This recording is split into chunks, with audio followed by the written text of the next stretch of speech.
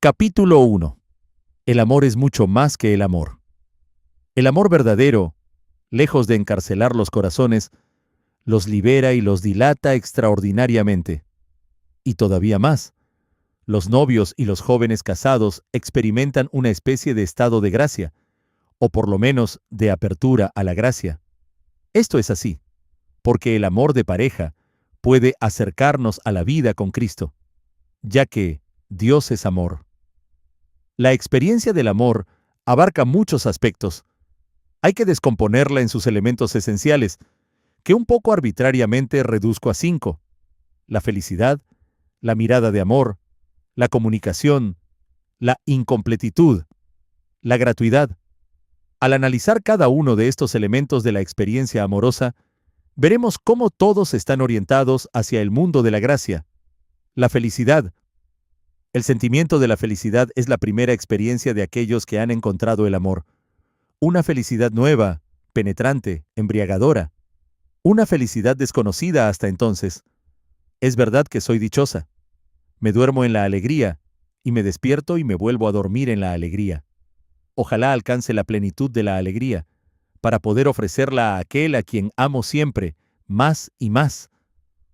Estas palabras de la joven Violén podrían atribuirse a todos aquellos que han descubierto el amor.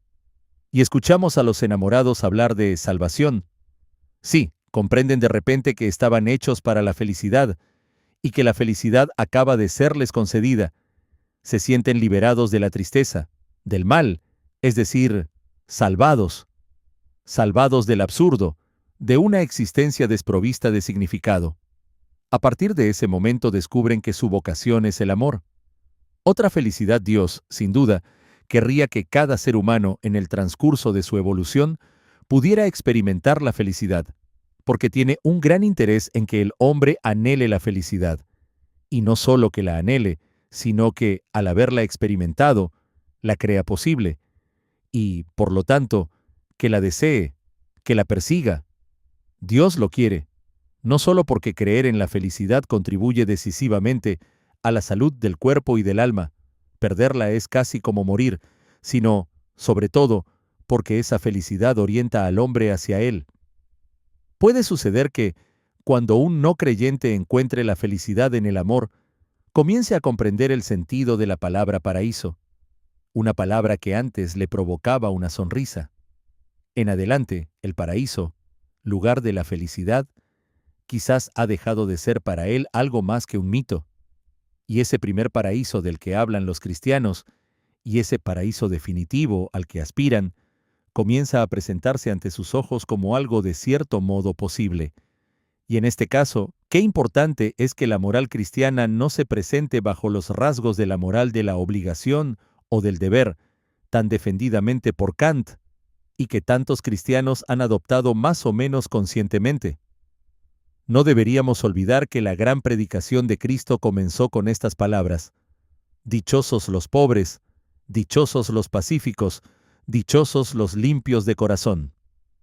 Sé muy bien que podemos leer sabios comentarios sobre las bienaventuranzas que inciden en todos los detalles del texto, sin olvidar ningún matiz, pero que, como por casualidad, omiten la palabra dichosos.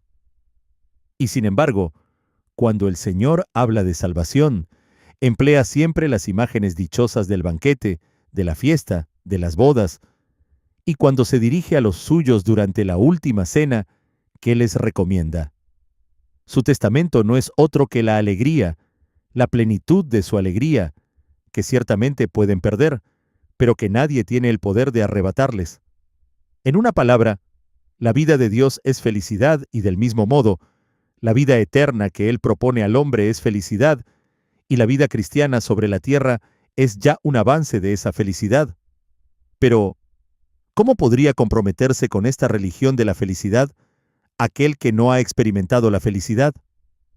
El privilegio del amor conyugal es el de haber hecho surgir esta aspiración, que para muchas personas, antes del encuentro con el amor, no es más que un tizón bajo las cenizas, y que gracias a él les hace ponerse en camino hacia la felicidad que viene de Dios. Pero qué frágil es esta experiencia de la felicidad, para muchos totalmente efímera. Son pocos a los que se podría aplicar la definición de matrimonio que proponía el arzobispo ortodoxo Inocente Borisov, lo que queda en la tierra del paraíso. No obstante, e incluso aunque su duración fuera breve, esta experiencia de la felicidad es capital. Frágil y efímera, no son sinónimos de engañosa. Muchas razones explican su precariedad. Unos confunden la felicidad con el placer y al perseguirlo, pierden la felicidad que habían descubierto. Otros intentan apoderarse de esa felicidad con avidez y avaricia, ignorando que solo aquellos que tienen una actitud de admiración y de ofrenda son los que la reciben. Otros buscan en ella un absoluto. Destruyen así no solo la felicidad, sino también al ser amado, exigiéndole lo que ellos mismos son incapaces de ofrecer. Estos errores son graves, sobre todo para los que dudan de esa experiencia, que ironizan sobre ella o simplemente se imaginan haber sido víctimas de una ilusión. Perder la fe en la felicidad es a menudo arriesgarse a no encontrar o a no mantener la fe en Dios. Por suerte, existen personas para las que esta experiencia constituye la mayor experiencia de la vida. Sin duda, con el paso de los años, perderá su vivacidad y su frescura iniciales, pero lo hará en favor de una lucidez, de una profundidad, de una solidez, que el amor en su primavera no podía conocer. Esas personas saben que no han recibido en herencia una felicidad absoluta, sino que han aprendido a ver, en la felicidad que nace de su amor, la promesa de otra felicidad, que juntos persiguen porque ya la han saboreado. La mirada de amor. La experiencia de la felicidad sobre la cual acabamos de reflexionar pone de relieve una enseñanza de importancia capital. La felicidad surge del amor. Felicidad y amor están íntimamente relacionados. Si el hombre llega a descubrir que está hecho para la felicidad, descubrirá como consecuencia que está hecho para el amor y que no puede encontrar esa plenitud fuera del amor, fuera de las exigencias y de las riquezas del amor. La experiencia del amor es compleja. El diálogo de las miradas juega un papel esencial. Aquellos que renuncian a ese diálogo y lo sustituyen rápidamente por un encuentro más tangible, el abrazo de los cuerpos, no saben lo que se pierden. Descubrirse de repente en la mirada de otro, como en un espejo donde uno se ve visto, según la expresión de Lanza del Basto, y descubrirse en ella, digno de ser amado, no es algo trivial. Finalmente uno comprende que tiene una razón de ser, y todavía con más rotundidad, que uno es. Mientras una persona no ha reconocido en la mirada de otro que puede ser amado, o más exactamente, que es amada, llevará a cuestas ese sentimiento propio de los niños no amados o mal amados, que yo he encontrado acertadamente expresado por un personaje de novela. Yo estaba de más. Dormía en una cama supletoria colocada de cualquier manera en la habitación, que se podía plegar en cualquier momento. Si me hubiera ido, no hubiera dejado un lugar vacío. Pero si el amor está presente, todo cambia. Uno percibe que tiene un valor, que ocupa un lugar en el mundo, puesto que otra persona nos necesita. Me necesita para ser feliz, se repite uno a sí mismo con exaltación y alegría. Entonces uno se siente justificado, como cuando se dice de una decisión que está justificada. No hay razón para despreciarse. Uno puede amarse y estimarse puesto que alguien nos ama y nos estima, como le ocurre a este personaje de Mauriac. Este maravilloso descubrimiento que yo hacía, ser capaz de interesar, gustar, de emocionar. Yo me reflejaba en otra persona y mi imagen, así reflejada, no producía rechazo. Recuerdo ese deshielo de todo mi ser ante tu mirada, esas emociones brotando, esas fuentes liberadas. Finalmente uno puede reconciliarse consigo mismo. El amor llama al amor. Ser amado conduce a amar. Aparece entonces un deslumbramiento, una gratitud, una generosidad que están impacientes por expresarse y que uno ignoraba que surgían de su propio ser. No es extraño que, ante ese bello rostro tuyo, y sin que yo supiera cómo, algo en mi interior, antes tan triste, confuso y amargo, se pusiera a cantar. toda una parte de mí que yo no sabía que existía, porque estaba siempre en otras cosas y no pensaba en ella. Ah, Dios mío, claro que existe y vive intensamente.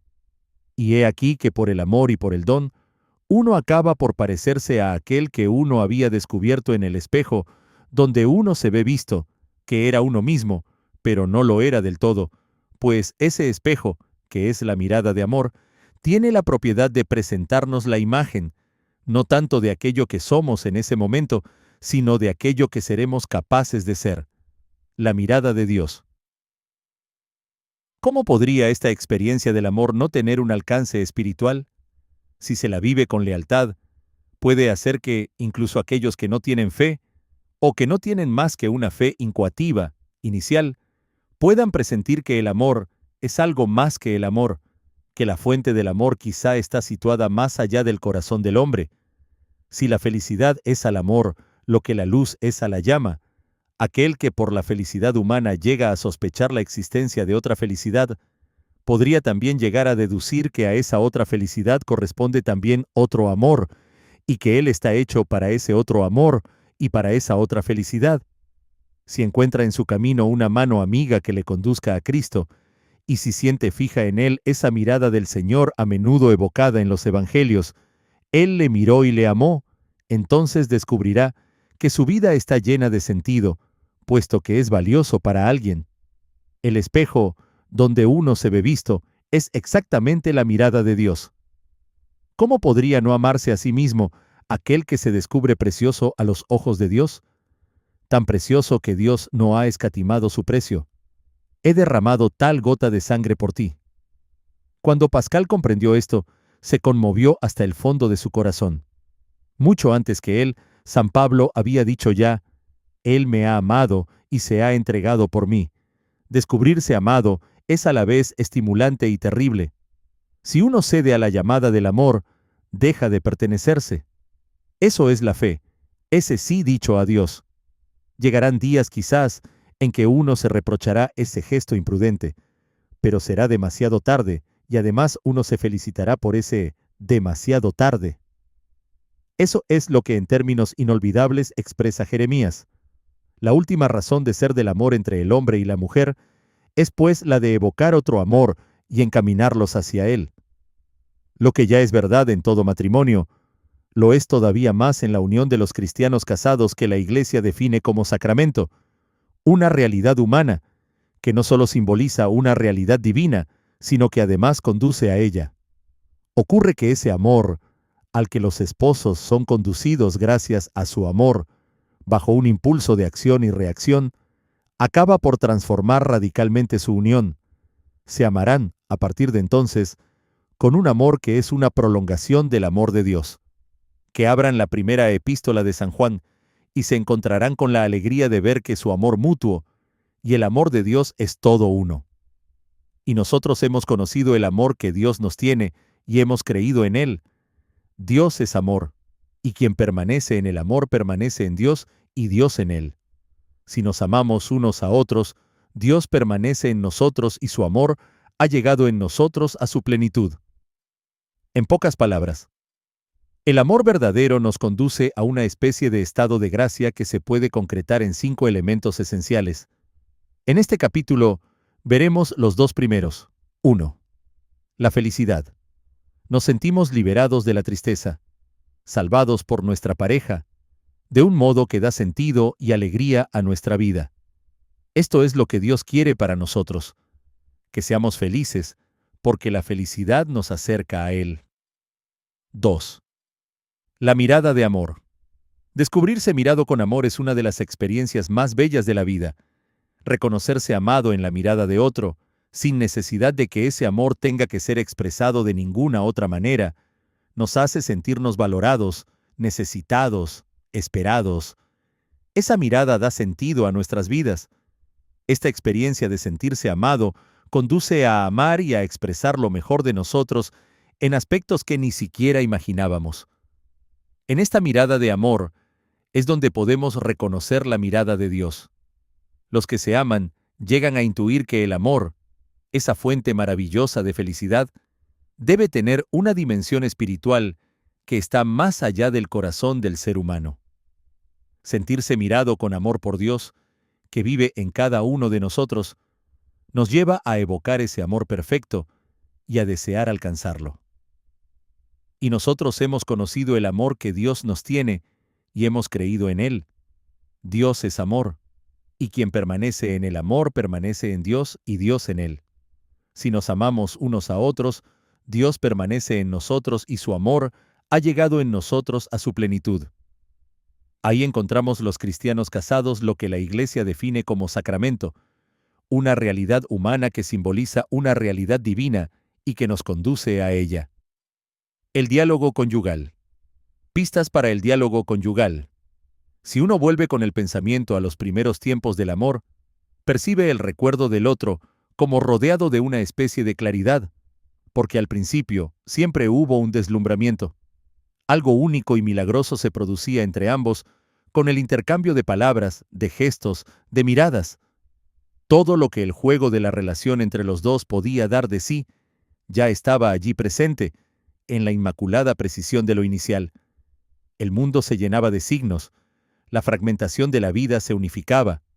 Soledad, inseguridad y miedo ante el futuro desaparecían porque alguien nos había elegido, nos había amado, nos había devuelto esa frágil consistencia tan necesaria para hacer frente a la vida, para curarnos del pasado. Esto nos empujaba a explorarnos en profundidad, a la búsqueda de todo lo que éramos y habíamos sido, con el deseo de ofrecer al otro nuestra autenticidad. El otro, por su parte, nos ofrecía su tiempo, sus pensamientos y esta coincidencia de amor nos parecía un don inmerecido. Se trata de una intuición, pues no hay nada calculado, porque la atracción mutua no se racionaliza, porque toda la relación entre los dos está en germen. Sin embargo, a esta intuición tan bella y poderosa, habría que matizarla con el adjetivo inteligente.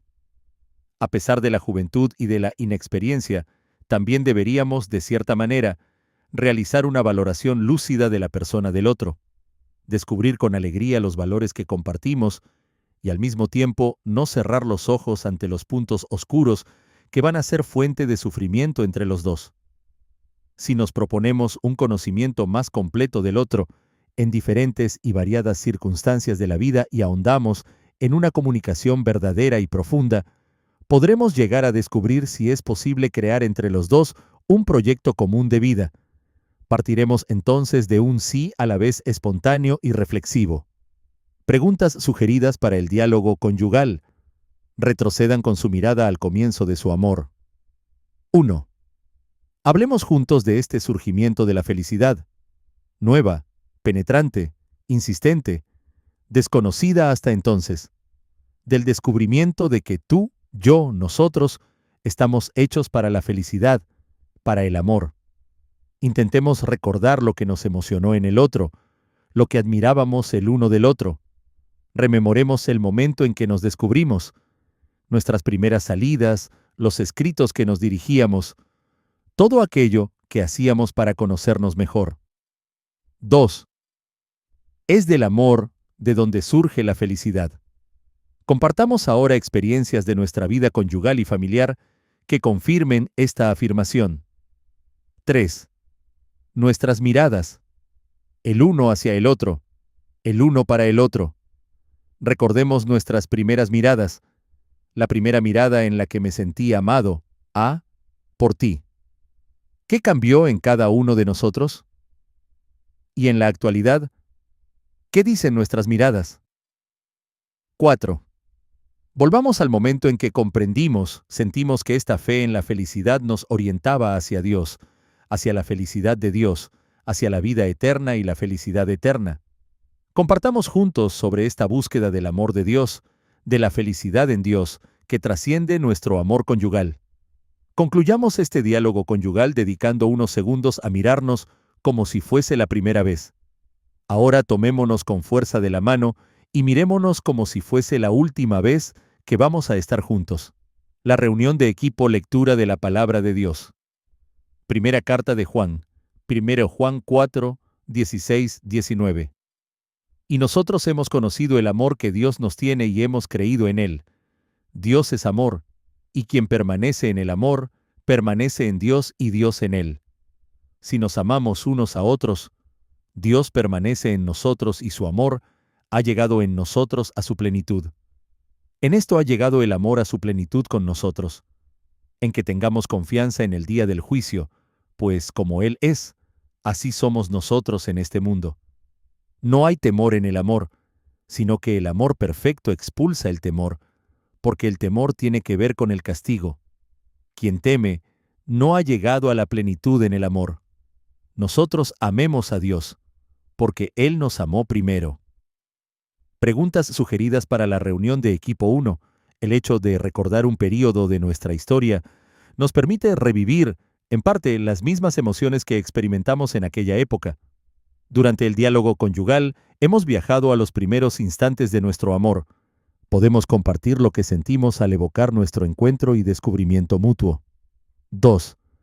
El padre Cafarel habla de vacío, soledad y ausencia de sentido antes de este encuentro de amor. Mi cónyuge me confirmó el hecho de que valgo mucho y de que, por fin, existo para el otro. ¿Cuál es su experiencia sobre este tema? 3. ¿Cómo se dieron cuenta o sintieron que su amor humano los acercaba a Dios o incluso se nutría del amor de Dios? Pueden compartir sobre algunas decisiones tomadas en pareja a raíz de este descubrimiento, así como del camino recorrido en los equipos de Nuestra Señora. 4. El amor conyugal es una segunda oportunidad de sanación en nuestra vida, sanación de heridas pasadas. ¿Qué les inspira esta reflexión?